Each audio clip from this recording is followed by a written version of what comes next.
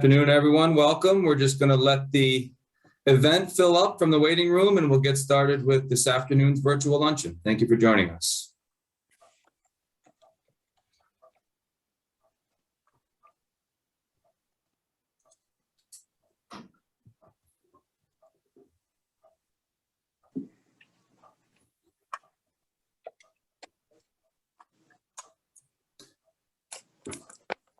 All right, so I think we'll get going here. We'll obviously continue to let attendees in from the waiting room, but good afternoon, everyone. It's my pleasure to welcome you to a special chamber virtual luncheon featuring Congressman Joe Courtney, sponsored by Tower Labs. My name is Jeff Pugliese. I'm Vice President here at the Middlesex County Chamber of Commerce and leading this event today along with my fellow VP Johanna Bond and of course our Chamber President Larry McHugh.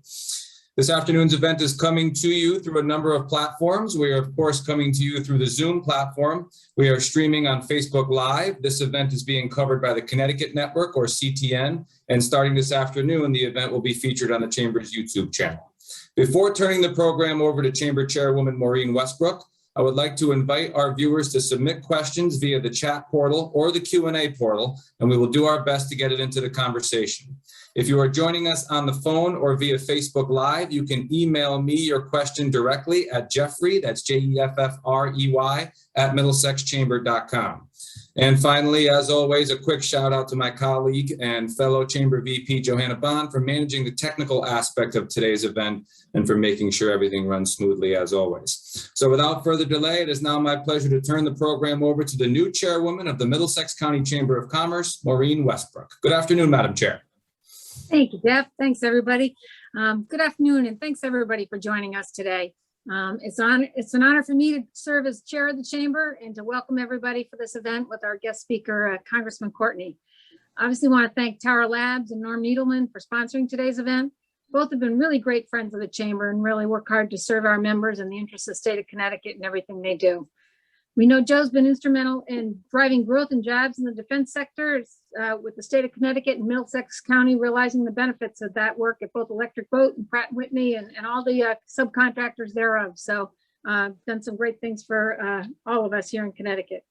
At the same time, I know Joe personally, as well as from other people who've told me that he's always there for his constituent. It's following up on things that matter to them. So we're really fortunate to have him representing us in DC. I want to recognize some local officials who have joined us. We have Hadam's First Selectman Bob McGarry and Portland's First Selectwoman Susan Bransfield. So thank you all for also joining us. And just before I turn it over, I want to just say how grateful I am for the team at the Chamber for their work throughout this past year plus of COVID. While other organizations pulled back, the Middlesex Chamber has been intentional about expanding the services provided that are important to our businesses and leaders during these times. Team's done an amazing job as they quickly pivoted, and that's Johanna's word, to virtual offerings and ways to meet the needs of our members. The Chamber's reach has actually expanded with programs on Facebook, YouTube, CTN, and beyond. So we are more available for more people to benefit from the services. There have been opportunities for virtual training, networking and support, and engagement with our state legislators. And now we're resuming some of the larger events like today's event with Congressman Courtney. We all wish we could be there in person, but we're certainly going to enjoy hearing from you and let people ask their questions. So thanks, Larry, for the leadership, and Johanna and Jeff and the entire team for all your work to serve our members and to make today's event happen and to keep the Middlesex Chamber the strong, vibrant organization it is. So with that, thank you. Thank you very much, Maureen. You've stepped up to the plate right away in mid-June and has done a fantastic job over the last month and a half. I really appreciate your commitment and dedication to our chamber. We're really, really fortunate to have you in leadership as we continue to move forward in a positive manner. It gives me a great honor again to recognize Joe Courtney. I've known Joe for many, many years, all the way back when he was in the state legislature. And he is an outstanding citizen of the state of Connecticut. He's more important to all of us, a voice of reason, concern, and dedication to everyone, not only in his district, but throughout the whole state of Connecticut. We're very, very proud of you, Joe, constantly being out there trying to reach across the aisle, try to work with people, and to help everyone out at all times. And it really gives me a great honor to introduce Norm Needleman, president of Tower Laboratories, also our first selectman in the town of Essex, and a outstanding state senator representing a lot of our towns throughout the Middlesex County. I've known Norm for many, many years. There is no one, and I say no one, in the state of Connecticut with more dedication and more outreach to all of not only his employees, but the town of Essex and all of his constituents spread throughout most of northern Middlesex and southern Middlesex County.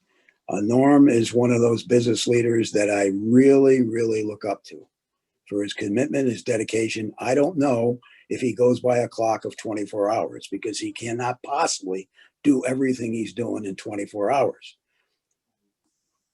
First selectman town of Essex, state senator, running a fabulous business.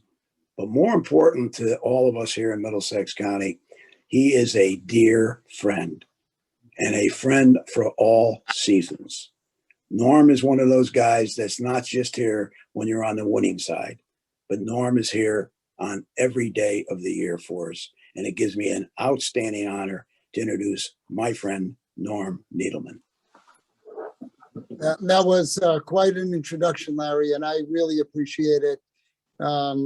It's always an honor to be part of the Middlesex Chamber. It just sets an example for how a business organization should work within a community, and all the outreach, all the work, the great pivot Joanna, Jeff, and Larry did with the whole staff there, just outstanding. Continuing to provide valuable information, making sure that the sun always shines in Middlesex County. But I do want to take 2 minutes and thank my friend Joe for all of his years of service, an example of a fine leader, a great legislator, but more important, a friend to business and a friend to everybody, whether they agree with him or not. Brings a common sense approach to working in Washington, and just a stellar human being, somebody who's the most approachable legislator I know. No airs, just somebody who you could talk to. I've worked with him. I've consulted with him. I've talked with him a lot. He gives great advice, and it's just an honor to be here to introduce him as our speaker today. And I was very excited to be able to sponsor this event.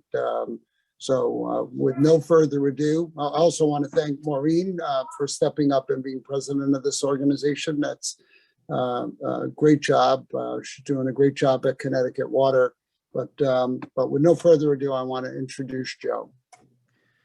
Great. Well, thank you, Norm, for the kind words, and to Larry and to Maureen. I just want to echo Larry's point about Norm, which is, I got to know him. Obviously, if you're running for Congress in Eastern Connecticut, Essex is an important town, and certainly I got to know him through, political events and being with him in town hall, during storms, and lots of moments where the two offices had to really work together in terms of addressing important issues. But I have to say, when I finally got over to Tower Labs, Larry, just to echo your point, my jaw was on the ground, because this guy is running, I wouldn't call it a small business. I would call it a very substantial, large business that hundreds of people work for him. And it's exactly that kind of sort of specialty, precision kind of product that he's been able to figure out a niche, to really, thrive and prosper in the state of Connecticut. And we are really lucky to have that, and to take that perspective to Hartford.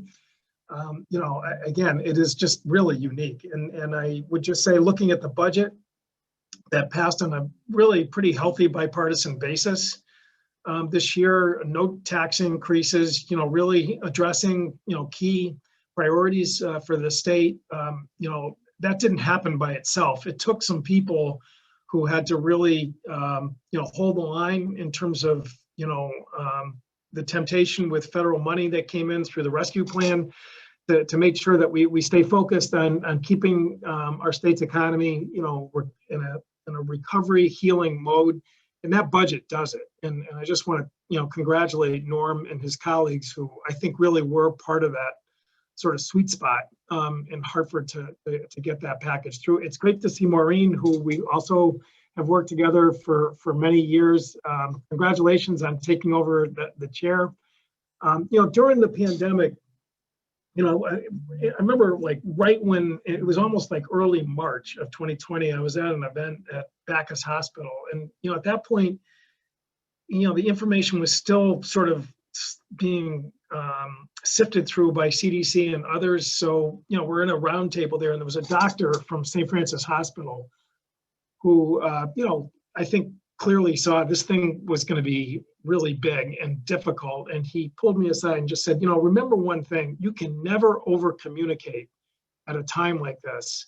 And the chambers of commerce, in my opinion, have been just a critical tool in terms of communication for really keeping communities and our private sector moving forward. I mean, we had to create out of complete, nothing, the PPP program, the restaurant recovery program, the shuttered venue program, idle program. I mean, all of this information, which, because particularly when the CARES Act passed it later in that month, in March, I mean, everybody was scrambling, and, having a reliable, trusted platform like Chambers of Commerce, when we write the annals of this pandemic, I mean, I'm not just puffing. I mean, I've seen it over and over again, whether it's Tony Sheridan, out in Eastern Connecticut, or the folks up in the Quiet Corner. The chambers really, if anyone had any question about the value of Chambers of Commerce, this answered that completely. So, kudos to all of you and your team for helping us get through this thing. So I'm not going to filibuster here today, but I wanted to just sort of, kind of give you a snapshot in terms of, where I see, particularly, recent decisions happening in Washington, and some that are obviously, happening right now as we speak with the infrastructure bill, and then stop and then open it up for questions, because again, an hour is going to go by in the blink of an eye. But back in March, when President Biden signed the American Rescue Plan, I think, following what I would describe as the good counsel of the chairman of the Federal Reserve Board, who, again, strongly urged that Congress should not sort of act like the prior COVID relief bills were going to be sufficient to get this economy back moving as quickly as possible. Again, there was a whole variety of different pieces to that, some of which are still being unpacked today, actually. But I think that, again, getting that balanced budget through in Hartford, making sure that local aid and particularly education money got out to school districts, help for daycare providers, all of that sort of comes together in a way that does help the private sector by, number one, making sure that there is no pressure, as there has been in past recessions, to raise taxes because of budget deficits, that there's going to be adequate systems in place to make sure kids can go back to school in September, so that parents can go to work without having to juggle virtual, hybrid, all the stuff that really hindered people coming back to work. And the same is true for daycare, which if the country ever needed like a 2x4 across the head about why having a stable system of quality childcare is important for economies. I talked to some of the big employers in the district, but Kevin Graney, who's the CEO of Electric Boat, said that the instability of daycare was their biggest problem in terms of getting people, at work during the height of COVID. So all of that was sort of part of the rescue plan. And as I said, I think a lot of that is still, kind of now unfolding. The latest sort of expiration of the eviction moratorium. The rescue plan has money for rental assistance, and I was just on a Zoom call with Secretary Yellen, who was talking about their efforts to make sure that that rental assistance, which will pay up to $15,000 in back rent to landlords. And again, this is a program that's aimed at putting it in the pockets of landlords, not anybody else, because they bore the brunt of the eviction moratoriums during COVID. And I'll be on a call with the Commissioner of Department of Housing later in about an hour after this to, again, talk about how Connecticut is doing in terms of standing up another program which did not exist before COVID. And certainly happy to share that information, Maureen, with you and your team, because as I said, a lot of the landlords, I mean, some of them are large property developers, but a lot of them are small mom and pops, which, again, trying to sort of figure out how you apply and get the benefit of this help, is a way, again, of stabilizing the housing market, I think is certainly helpful to all segments of the state. There's other action being taken in Congress, though. The rescue plan was certainly not the end, which is that we are now in the middle of doing the fiscal year 2022 budget.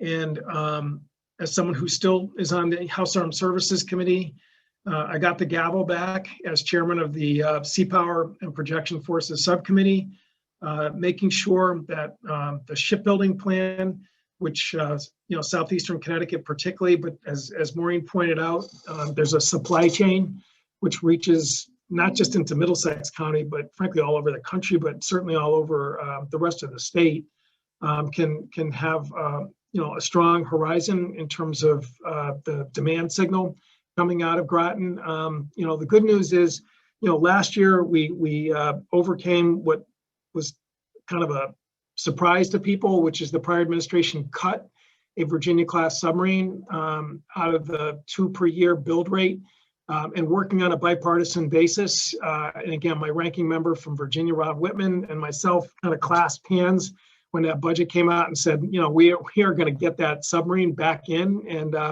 And at the end of December, when the omnibus was signed, that submarine was restored.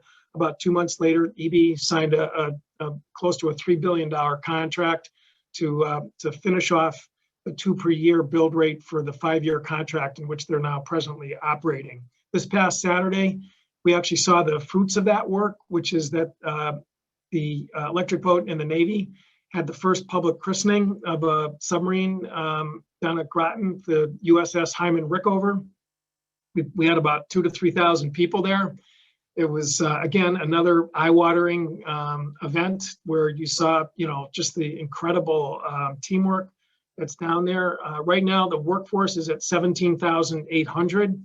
And again, with the 2 per year build rate that we protected last December, as well as the new Columbia program, that workforce is going to grow well into the over 20,000 over the next couple of years ago. We're seeing new housing in New London, but also in other areas there where young people who are coming in. The shipyard, just so we're clear, is a majority Gen Z and millennials. I mean, the days of the baby boomer guys that were down there that look like me, those guys are now, almost, it seems, entirely retired. And they've done a good job with the workforce training programs down there in terms of, getting people ready through pre-apprenticeship and apprenticeship. And so knock on wood, that's really, I think, a very encouraging sign. The fiscal year 22 budget, as I said, is all good, for submarines. Another big question is the F-35 program, which the Middletown Pratt & Whitney plant and the East Hartford Pratt & Whitney plant, they build the engines for F-35. There's been a lot of unhappiness at the Air Force and others about the fact that the spare parts and replacement for the engines has been, there's been a bottleneck. And, there was a story just a couple of days ago in one of the defense publications about the numbers of F-35s that are grounded right now because they have not been able to get the repair and maintenance side of things. This budget is actually going to boost the purchase of more engines, which, it's to fix a problem which is out there, and it won't be as large a buy of actual full planes, But as long as there's planes plus engines, that's all good for Pratt & Whitney, because that's the critical piece, which is going to solve this problem for the F-35 program that, again, the Air Force has been publicly expressing, some pretty strong dissatisfaction. But the bottom line is if we can get more of those parts and engines out there, that's how we solve it. Lastly, just in terms of the infrastructure bill, the House right now, I'm in Norwich because on Friday, we, again, started a district work period. We're on 72 hours notice to come back to Washington to take up an infrastructure bill / budget resolution for fiscal year 22. And I think, we're once again getting a painful lesson on Senate procedure in terms of watching how they sort of, inch along in terms of, authorizing a motion to a motion to a motion to proceed, and then begin sort of the possibility of debate and amendment. There's no question that the announcement that 10 Republicans and up to 17 Republicans voted to proceed with the process is a very good news for the country. Norm and I talked about this on another Zoom call recently, where he made what I thought was a very good point, which is that it's just really important for the country right now to see the process working on a reasonably solid bipartisan basis, and that's the good news in terms of this package. It's also good news in terms of Connecticut's infrastructure needs. If you look at the surface transportation component of this infrastructure bill, we're looking at about a 40 to 50% increase in terms of Connecticut's surface transportation fund, which is the way the federal money flows through. It goes to state DOTs, who then make the allocation based on priority projects, so that these long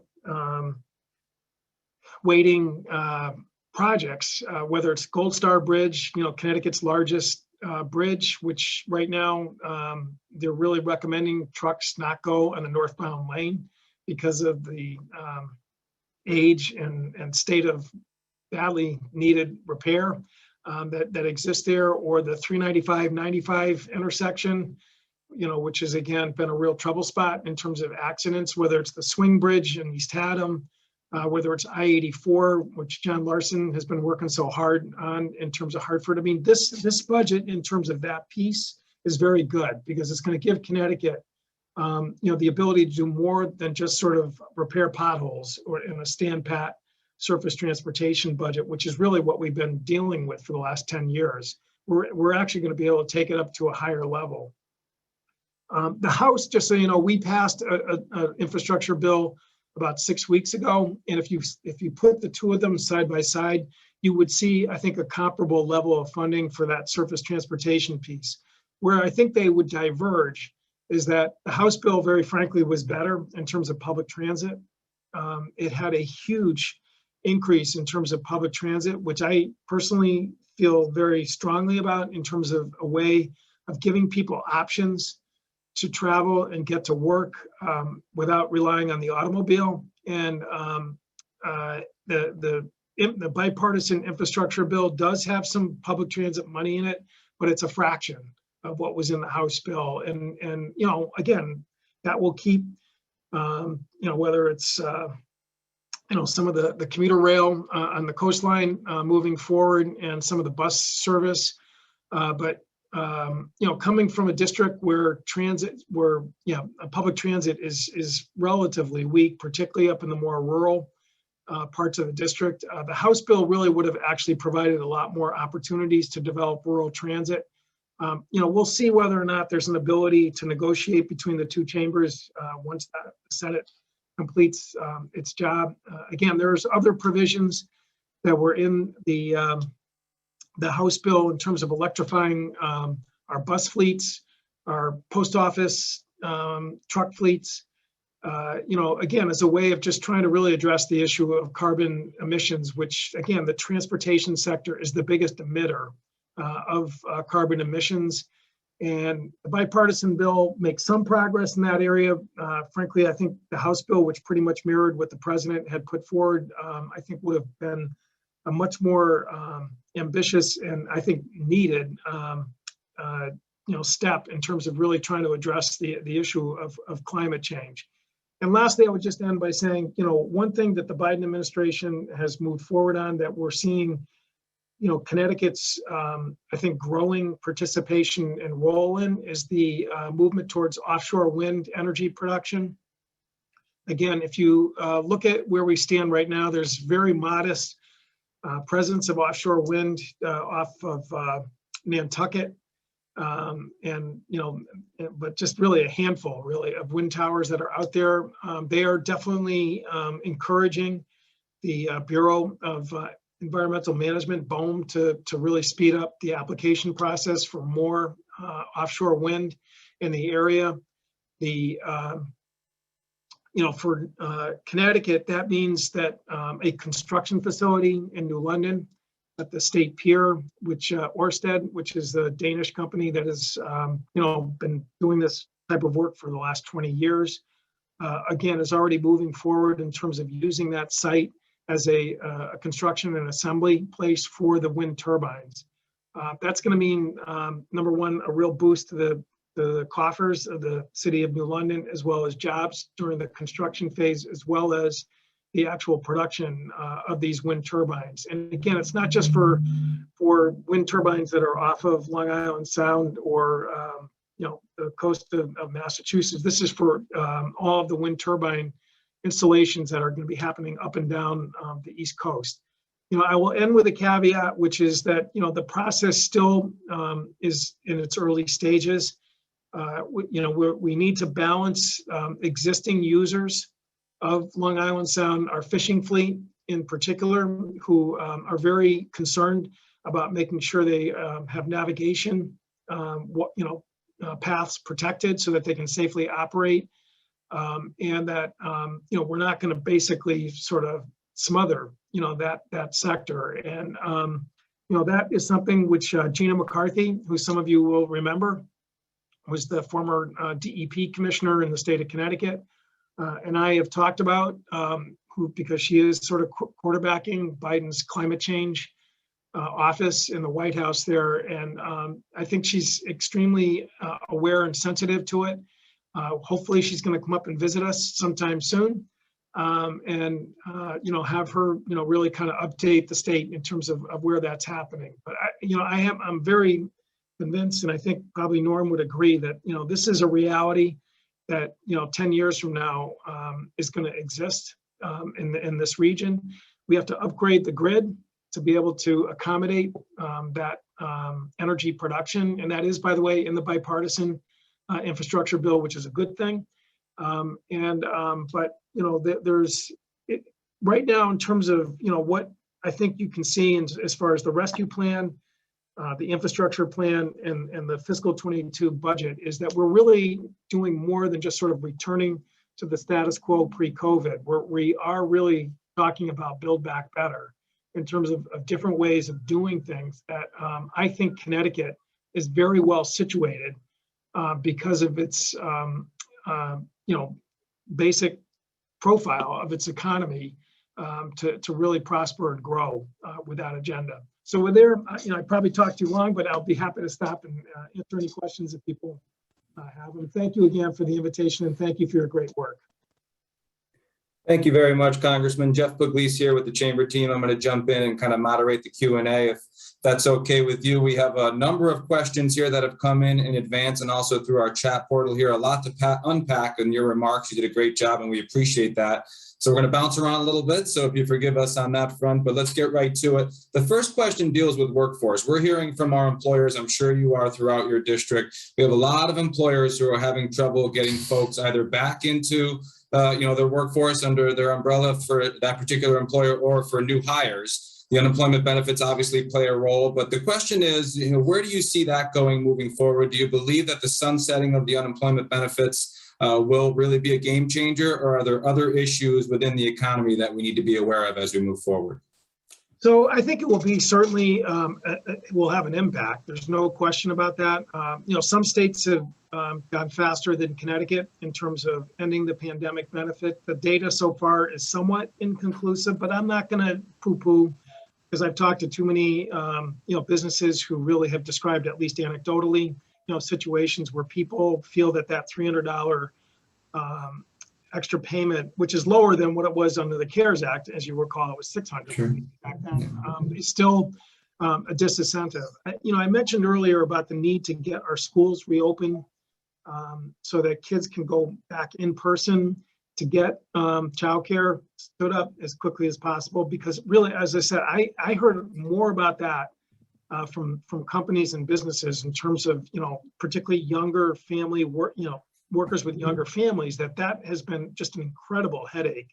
The good news is I do think that, talking to school superintendents, partly because of the resources and the accommodations that I think, people are going to see in September, that the in-person, return of kids during work days is going to, be much stronger than it was in the past.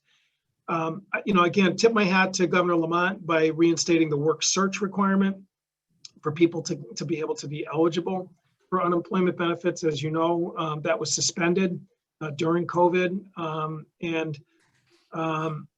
But I would, one other point, which is, I mentioned the good news down at the shipyard, where again, they're seeing, this new generation of workers that are there. If you look at the number of job openings, and I track it every day, I have my staff go online and give me the number. It's like a box score. And right now they're averaging about 400 job openings, most days when you go there. That is much higher, even during prior hiring sprees, that they've been, because they were down to 7,000 workers at one point.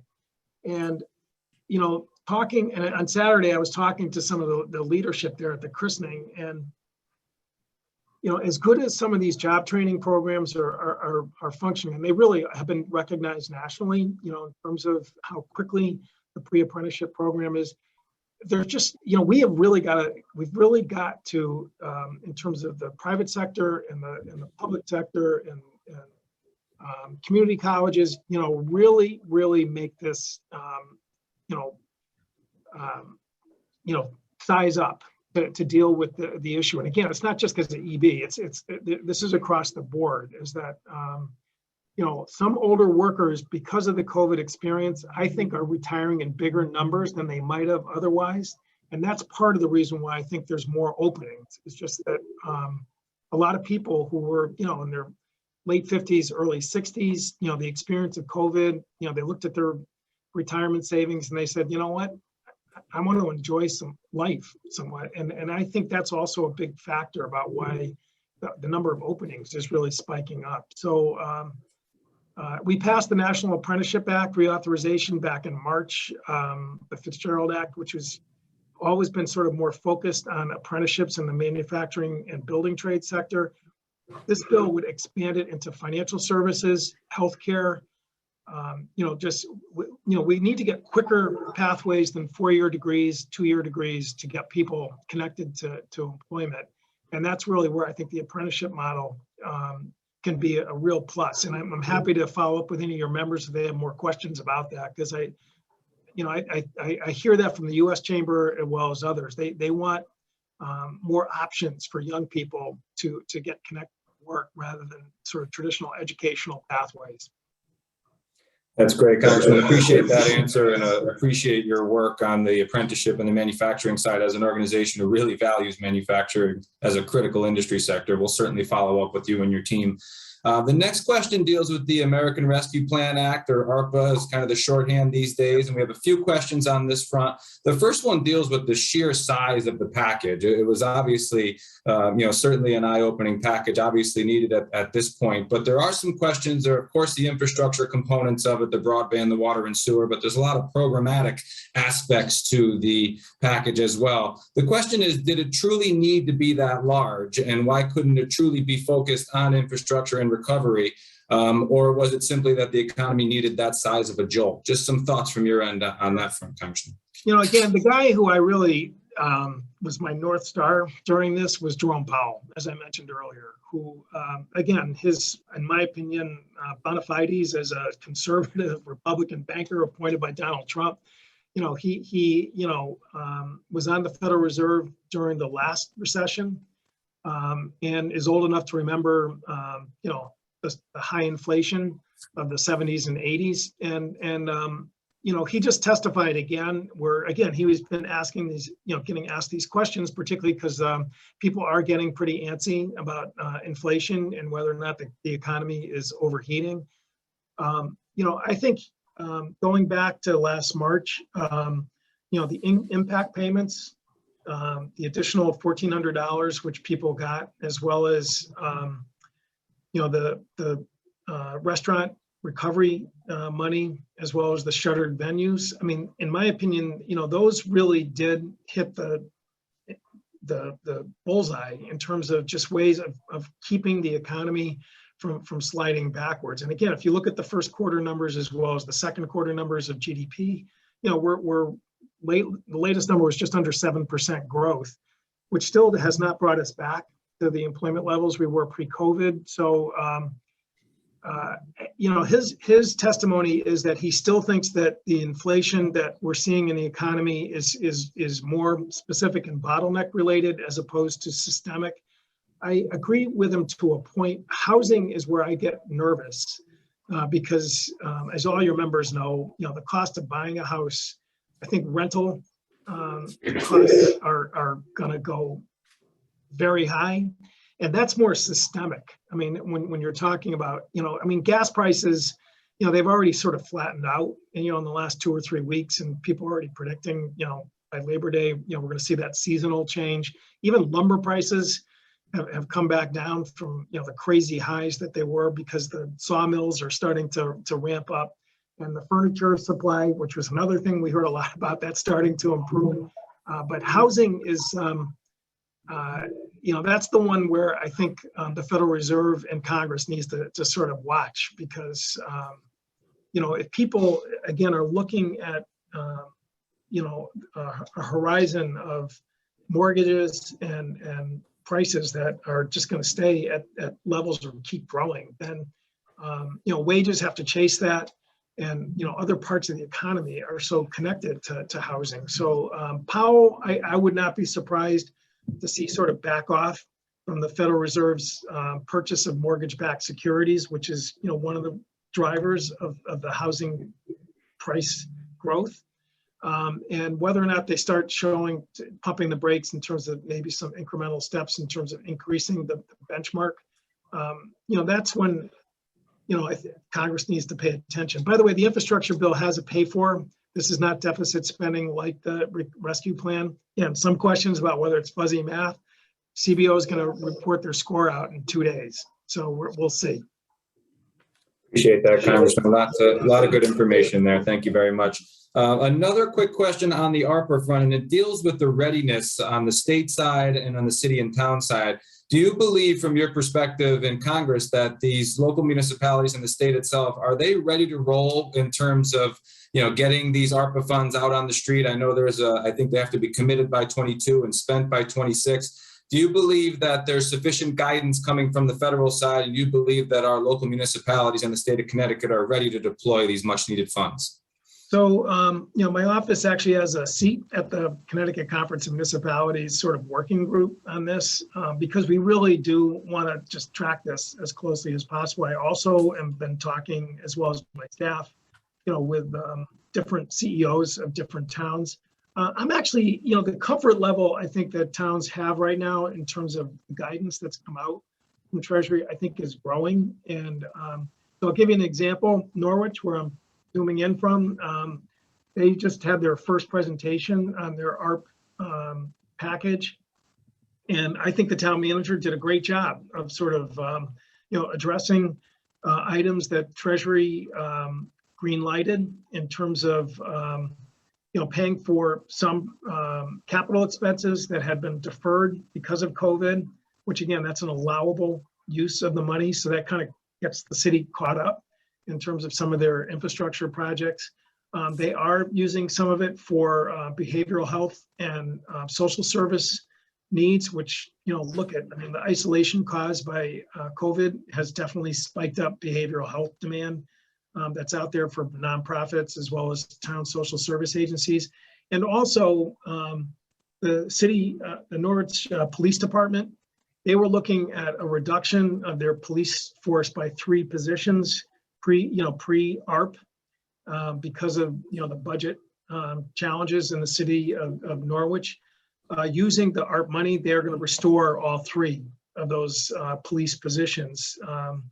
And Chief Daly, who's just a great guy, I think, he read the instructions with a microscope, and he's dead right that, public safety can be used as an expenditure by cities and towns. Actually, the president said that in his town hall a couple of nights ago. And we're seeing that with other towns. I mean, North Stonington, which is a small town compared to Norwich, they're using it for their fire station, which had sort of, longstanding repair issues.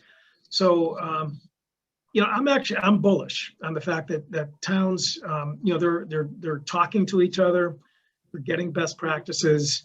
And given the timeline, as you pointed out, Jeff, that this is not a use it or lose it in 2021 or even 2022. It's really 2026. I think, we're going to see a good solid spend by these towns. That's excellent. Thank you, Congressman. And as your staff works on these issues, know that our chamber is ready to be a constructive partner, as always, on these ARPA conversations. Switching gears here a little bit, there are some questions in the chat going back to the infrastructure question. I'm going to kind of group them together, if you don't mind here. Sure. One asks if you can kind of expand on your comments about the northbound lane on the Gold Star Bridge. And then there's a mention about the East Haddam Bridge. Didn't we already spend money to fix that? Well, the chamber is aware that we do have a major construction project coming up on the Swing Bridge over 3 construction seasons starting in 2022. And also a quick question about the expansion of Shoreline East. You mentioned the differences between the House bill and the Senate bill, but any thoughts on the potential expansion of Shoreline East in your district? So, I'm a big supporter of Shoreline East, and actually, during COVID, Amtrak suspended their sort of common ticketing policy for people who wanted to catch Acela trains, whether it was Stonington to take themselves all the way in, which they could do under the arrangement that State DOT had with Amtrak. They suspended that, and after a lot of back and forth with myself and Commissioner Giletti and Amtrak's CEO, they are going to restore that, by the way, just in case anyone's listening who cares about that. But if the House Transit Bill numbers had passed, I think you really would have seen a much more, robust Shoreline East program. Where, and I think, as all the listeners know, to make the decision to get out of your car and take rail to work, you want to know that you're not going to have only one train that you got to take to get home. You want to make sure that there's other options, and that's sort of the trick right now. I mean, Shoreline East has got a decent schedule, but it's not really at the level where I think you're going to see big numbers of people. But that's where I think the public transit investment that's in the House bill could really make a difference. We'll see, how whether, again, we actually conference the 2 chambers, or whether or not we just have to wait and see how far the Senate bill stretches. So, Gold Star Bridge, as I said, that's the largest bridge in the state of Connecticut, for automobiles. And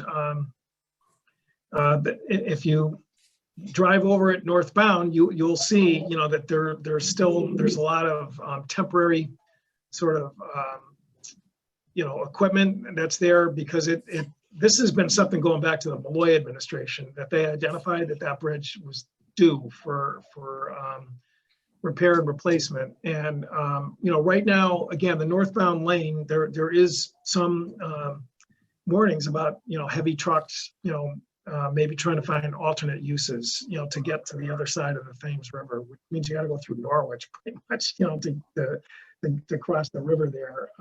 Again, the project is about a $200 million project based on my last conversations with Giletti. And there's no question that if you look at the STIP plan, which is the Surface Transportation Infrastructure Plan for the state of Connecticut, that's right close to number 1 or 2 on the list. It's a critical. It's for I-95. People use that bridge to get to work in the morning for a whole host of employers, whether it's Pfizer, ED, or people on the west side.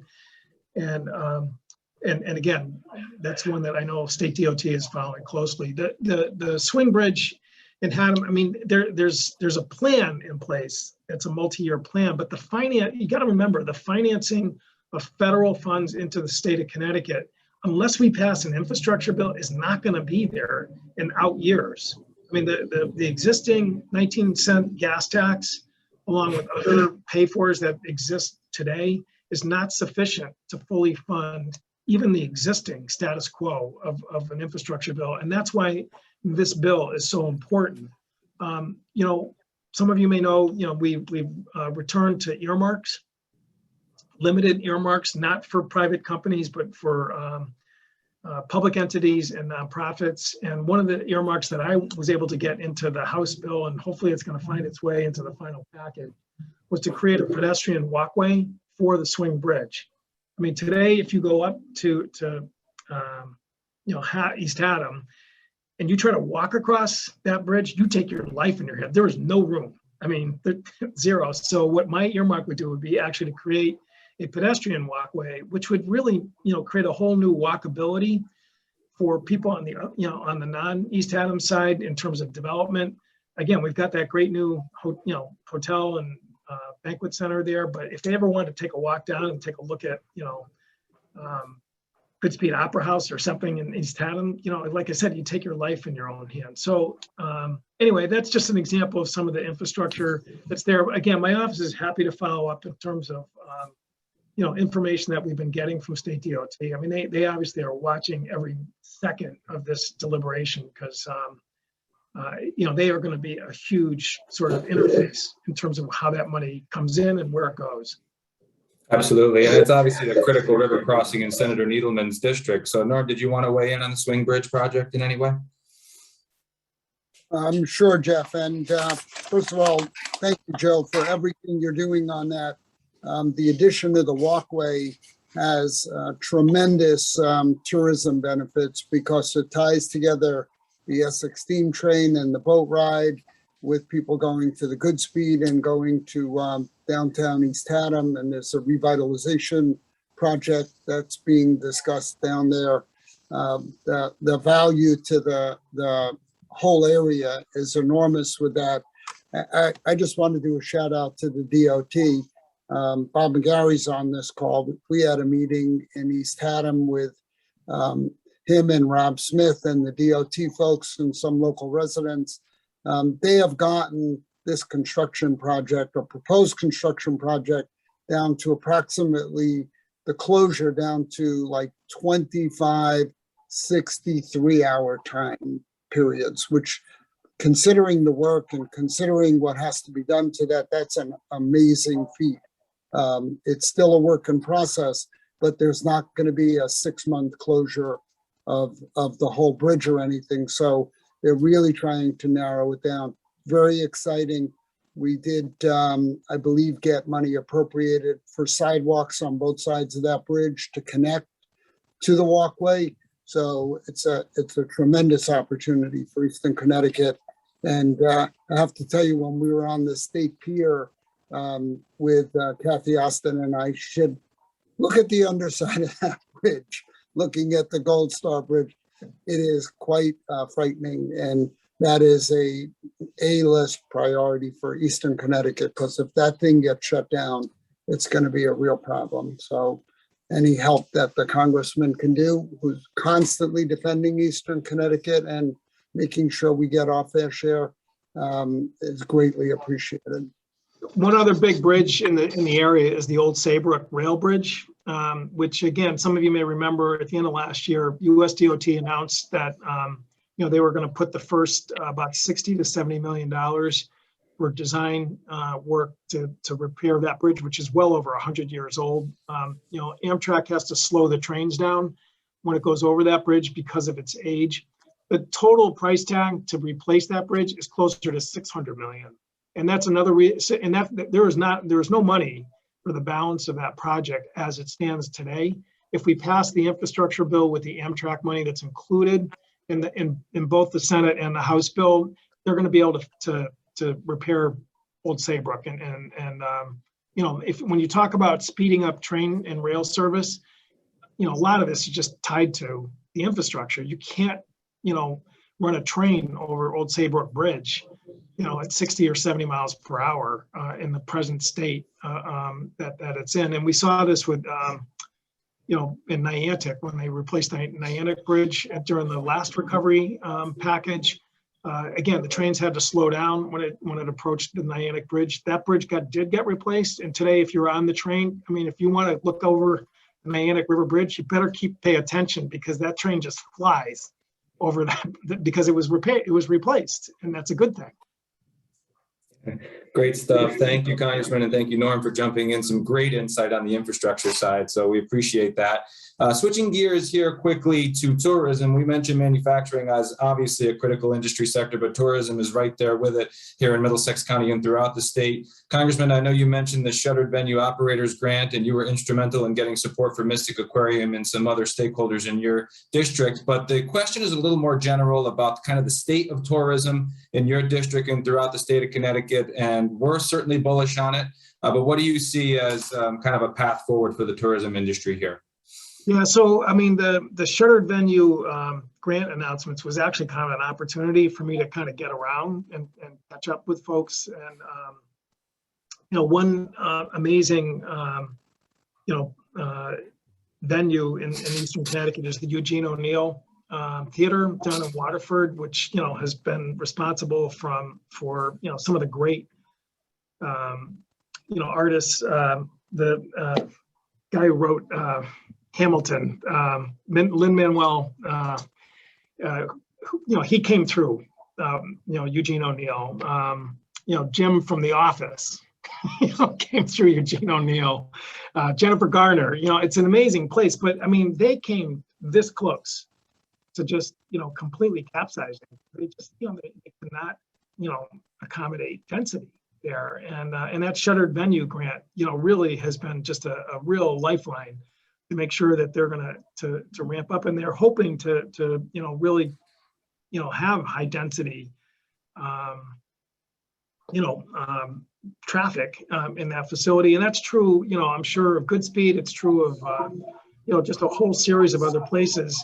The rise of the Delta variant, in my opinion, that's the one that I think makes everybody really nervous about just whether we're going to be in a position where as well as Connecticut has done, if you're talking about people coming in from other parts of the country, which, that's what you're hoping for, right? In terms of, the traffic, we've got to go back and just refocus in terms of getting the vaccinations back up and running. I think it's been encouraging to see the numbers are starting to go back up again in terms of vaccinations. People, I think, who were hesitant or unwilling for whatever reason, seeing the hospitalizations that are out there, I think has scared people to get out there. One thing on Saturday, I was, during my remarks, I congratulated the sub-base because their vaccination rate is well over 80%, and which is higher than the U.S. military,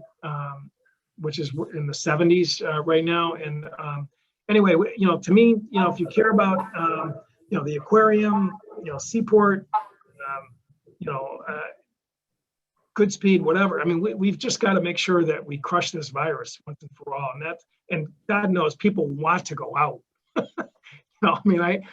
I was up at Fenway Park, and that place was just, people were like, just, Red Sox lost, but everyone was just happy to be there, and I think that's true for probably all these great venues that have held on. That's good stuff. Appreciate that, Congressman. I think Norm and I are happy that the Red Sox lost that particular game, but happy you had a good time and that the place was packed. I think we have time for one final question here, and then I'm going to kick it over to Larry for some closing remarks. But you mentioned your work on the Congressional Shipbuilding Caucus. I believe you said your co-chair or your partner in crime there is Congressman Whitman from Virginia. Can you talk about that work a little bit? It's obviously critical to your district and to the East Coast of the state of Connecticut here in the U.S. But talk about that work, because you're really nationally known for that work, and we're really interested and appreciate that work very much. So any thoughts on that front? Thank you for asking that. I just would begin by just saying that sometimes Americans need to remember we are a maritime country. We historically going back to our roots, but, even, every single day, over 90% of goods that come into this country come by sea. If you look at the internet, the connections to other parts of the world are done on seabed. It's not through satellites or what people think. So the maritime space is critically important. I mean, partly for national security, but in my opinion, what I enjoy about the Shipbuilding Caucus the most is that we're trying to really, go back and stimulate ship construction in the commercial sector, because right now, whether it's energy, whether it's just, goods and of all different types, they're all coming in on foreign flag ships. And I personally feel that that's just not a really acceptable situation in terms of stability of, our trade as a country. And that we also, as a country that used to build over 50% of the tonnage of commercial ships, as recently as the 1950s, to be now less than 1%. And that's the truth. I mean, it's shocking, in terms of just how drastically that's declined. So, a couple of weeks ago, I was in Philadelphia at the Philly shipyard, because we were able to get through the Sea Power Mark, a new shipbuilding production program for the maritime academies, where they train our maritime workforce. And that what they are doing, and it took some federal dollars to stimulate it, but they are building ship platforms that you can mass produce, that are cheap, but that can do the job in terms of the commercial sector. And the Philly shipyard, if you go back, even a couple of years ago, was almost dead. I mean, zero dead. And now we're starting to see some of the jobs come back. I'm very excited about working in terms of tax policy and trade policy to really do more to stimulate, commercial shipbuilding. Navy shipbuilding obviously is big in Connecticut, but there are people like Crosstown Ferry now that are getting into the business of ship construction and repairs. And the same is true up and down Long Island Sound. And these are good jobs. It's important work. And the Shipbuilding Caucus, which brings in members from different parties and different sort of coastal areas, and some interior, with the Great Lakes and the Mississippi River and others. I think there really is an awareness now that, hey, you know what? We've kind of dropped the ball as a country in terms of our shipbuilding sector, and we need to really stimulate that. Obviously with the Navy and the Coast Guard, but also the commercial sector and the maritime sector.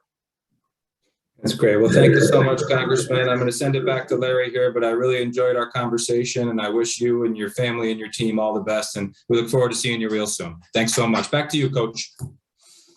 Okay, thank you very much, Congressman. A great job. We're very, very proud of you. And Norm, thank you again for your sponsorship and your friendship. And Maureen, another great day for the Middlesex Chamber of Commerce. Today, also this morning, we had a workshop on mandating the vaccine or not. We had with 74 people on that, and that will be available on our different networks if you want to look at that. It was a very interesting conversation. Events coming up on Wednesday, August 18th, Randy Etzel, the head football coach at the University of Connecticut, for a breakfast. And then one big event, which is scheduled for Wednesday, September 22nd at the River House at Goodspeed Station, our annual awards dinner. We'll be recognizing both Don DeVivo and Tom Byrne, our two past chairmen, and also our three Distinguished Citizen Award winners from throughout Middlesex County, Bill Corvo, Jackie Hubbard, and Kelly Smith. It should be a great event. So again, sun always shines in Middlesex County. And I know you're sitting in the London County right now, Congressman, but just remember, we'll give you sun all the time. Keep it going. Thanks, Larry. Thanks, everybody. Thanks, everyone.